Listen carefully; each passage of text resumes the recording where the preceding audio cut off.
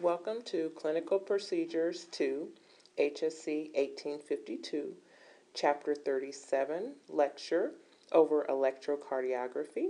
My name is Lisa McKissick, and I will be conducting this lecture today. Let's begin with the anatomy of the heart. The heart has 4 chambers, 2 upper chambers known as the atria, and 2 lower chambers known as the ventricles. Deoxygenated blood enters the right atrium from the superior and inferior vena cava and passes through the tricuspid valve into the right ventricle. In a healthy heart, the blood between the right and left sides cannot be mixed. It then travels to the lungs through the pulmonary arteries. The deoxygenated blood gives off the carbon dioxide and picks up oxygenated blood in the capillary beds of the lungs.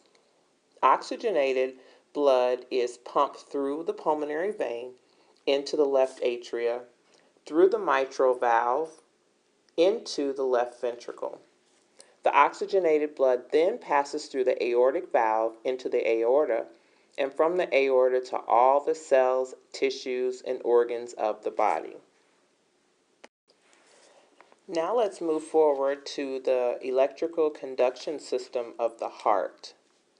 There are basically 2 kinds of cardiac cells, electrical cardiac cells and myocardial cells. The electrical cells are located in a distinct pathway around and through the heart, are sensitive to electrical impulses. Their pathway is referred to as the conduction system of the heart and have specific names.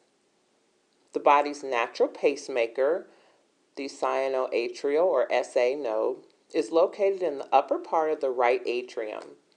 The SA node is a bundle of specialized cardiac muscle cells that are self-excitatory or maker cells.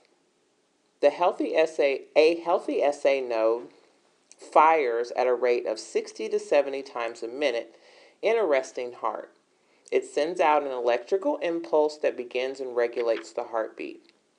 When the electrical impulses are sent along the pathway or conduction system of the heart through the electrical cells, the myocardial cells contract, causing the heart to pump the blood from the chamber to chamber and through the lungs. The contraction of the cardiac cells is called depolarization. The first chamber affected by the electrical discharge from the SA node are the atria. From the atria, the electrical impulses travel along the conduction system toward the ventricles to the atrioventricular or AV node, located at the base of the right atrium. The AV node responds to signals from the SA node. From here, the electrical impulses are transmitted to the bundle of His. The bundle of His divides into right and left bundle branches that continue the electrical impulses onto the Purkinje fibers. These fibers disperse the electrical impulses to the right and left ventricles, causing them to contract. The heart recovers electrically, which is called repolarization, then relaxes briefly, which is polarization, and then a new impulse is begun by the SA node and the cycle begins again. This cycle is known as the cardiac cycle, and it represents 1 heartbeat. The electrocardiograph records the electrical activity that causes the contraction, which is the systole, and the relaxation, diastolic, of the atria and ventricles. The EKG or ECG cycle is the recording or the graphic representation of the cardiac cycle. These electrical impulses can be recorded on special ECG paper or displayed on an oscilloscope, which is a device for viewing oscillations as of electrical voltage or current by a display on the screen of a cathode ray tube. Let's move forward to the cardiac cycle and the ECG cycle. The baseline or isoelectric line is the flat line that separates the various waves. It is present when there is no current flowing in the heart. The waves are either deflecting upward, known as a positive deflection, or deflecting downward, known as a negative deflection from the baseline. The P, QRS, and T waves recorded during the ECG represent the depolarization, or the contraction, and the repolarization, or recovery, of the myocardial cells. They are recorded on specialized graph paper. This is accomplished by a heated stylus that moves on the heat-sensitive graph paper, recording the electrical impulses moving through the heart tissue. The P wave is initiated when the SA node fires and represents atrial depolarization. It is recorded as a positive deflection. The QRS complex is initiated when the AV node fires and represents ventricular depolarization. It is a measure from the beginning of the first wave of the QRS complex to the end of the last wave of the QRS complex. The QRS complex. Each cardiac cycle takes about 1/8 of a second, with each wave taking an appropriate amount of time if the heart is healthy. By observing and measuring the size, shape, and location of each wave on an ECG recording, the provider can analyze and interpret the conduction of electricity through the heart cells, the heart's rhythm and rate, and the health of the heart in general.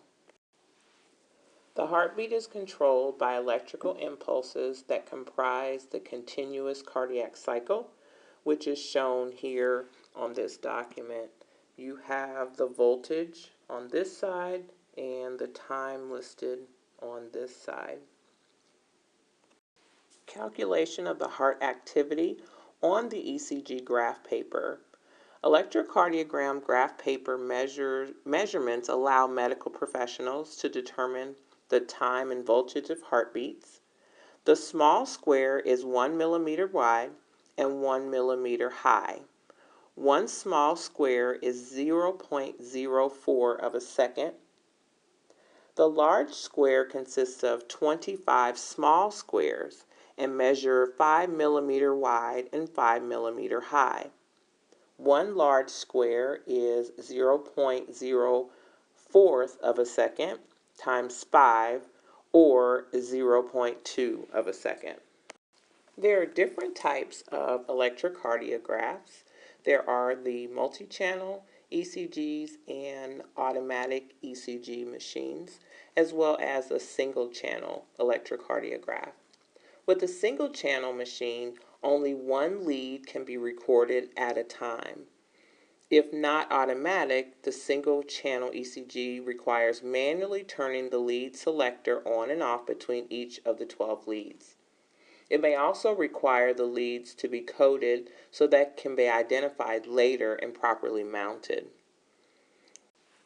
The ECG tracing from a single-channel machine will need to be cut and mounted onto special forms for filing into the patient's record. An electrocardiograph that is multi-channel can simultaneously record several different leads at one time. The conventional cardiograph records one lead at a time. A 3-channel machine, one type of multi-channel electrocardiograph, records 3 channels at one time. It records lead 1, 2, and 3, followed by AVR, AVL, and AVF, followed by V1, 2, and 3, followed then by V4, 5, and 6. The advantage of the multi-channel machine is its speed. The most common multi-channel used in the provider's clinic at this point is the 3-channel machine. This type of machine requires 3-channel recording paper that is 8.5 by 11 inches and fits into the patient record with no cutting or mounting. Additional types of electrocardiographs are ones that can be transmitted via a telephone line to an ECG interpretation site when using the electrocardiograph with such capabilities. A recording, printout, and interpretation is transmitted automatically on the electrocardiograph. Results of the EKG can be transmitted verbally as well. Facsimile or fax electrocardiographs. The provider may need a rapid, expert EKG interpretation from an off-site diagnostician. Direct ECG fax transmits from the electrocardiograph to a fax machine, and a high-quality fax is produced and sent to the diagnostician, who calls back with a reading. This saves time by eliminating the step of copying the report and sending it via traditional fax. The last is an interpretive audiograph or electrocardiograph. The interpretive electrocardiograph has a built-in computer program that interprets the ECG tracing while it's being recorded, allowing for faster diagnosis and treatment. The provider in charge will review the tracing before a diagnosis is confirmed and treatment is begun.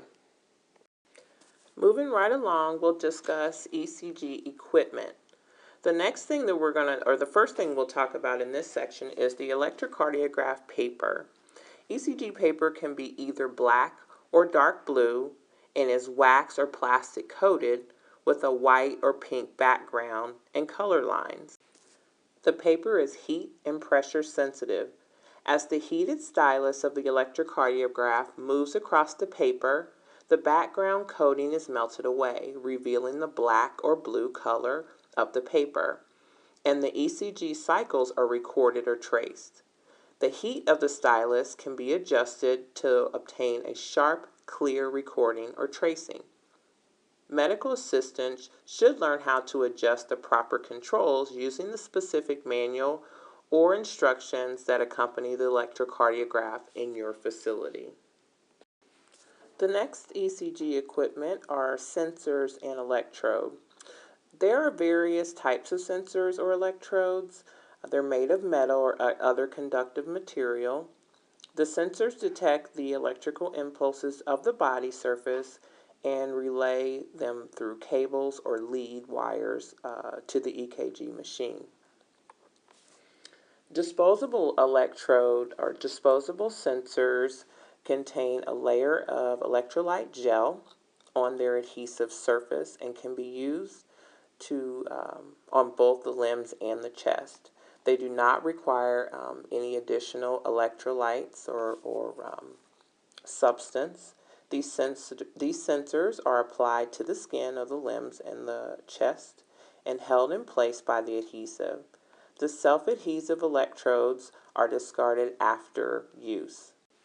In order to provide the most conductive surface, it's recommended that the hair be cut or shaved from the area of electrode application. Then the dry, dead layer of the epidermis must be removed using soap and water and an alcohol pad or a 4x4 gauze pad. Vigorously dry the skin to improve capillary circulation. Some providers encourage that you use an EKG prep pad.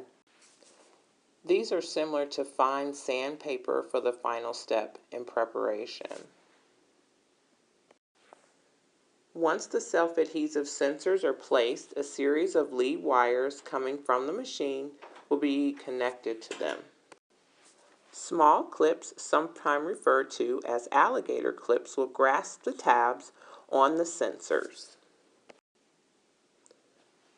Talking about the electrocardiograph machine itself, because the electrical activity that comes from the body is small, it is made larger or amplified by the amplifier of the electrocardiograph machine. Next, we'll discuss the care of the actual machine. Once the ECG tracing is complete for a patient, you want to remove the lead wires from the sensors, then remove the sensors from the patient. Dispose of those sensors and check supplies on the machine so that you're ready for the next patient. Neatly and loosely place the lead wires on top or beside your ECG machine. Change the ECG paper when necessary according to the manufacturer's specifications. Let's move forward to lead code